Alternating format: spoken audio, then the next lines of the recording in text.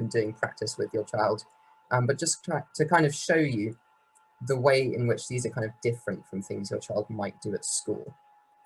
So this first question I just put on the board for you.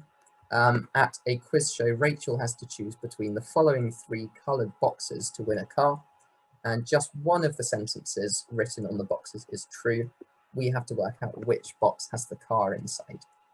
So this is what I would call a logical deduction question. So that's the first tricky part of this question, kind of working out even what we have to do at all. And in terms of then working out what we can do in terms of this logical deduction, we're told that one of the sentences is true, which means we know one is going to be true, the other 2 are going to be false. So the simplest way that springs to mind in which you could try to solve this problem is then by saying, because one of them is true, we can just kind of consider what happens if the one on the blue box is true, the other 2 are false, or what happens if the statement on the red box is true and the other 2 are false, and so on.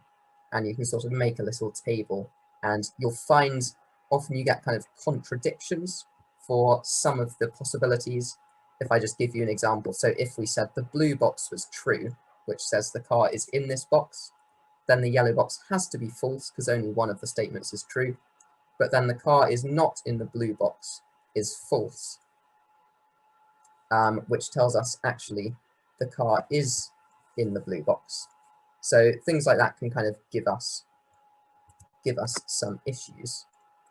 So there are some things you can look out for in questions like these to kind of try to make it a bit more quick, kind of make your thought processes quicker, get to the answer more quickly. So various different techniques. One example is kind of spotting contradictions. So if we look at that blue box and the yellow box like I just did now, we get that these statements directly contradict each other. They cannot both be true. So actually that was the problem we got the first time round. If it says the car is not in this box on the red box and that's false, then that means the car is in fact in the red box, which can't be true if the blue box is true, because the blue box then tells us the car is actually in the blue box.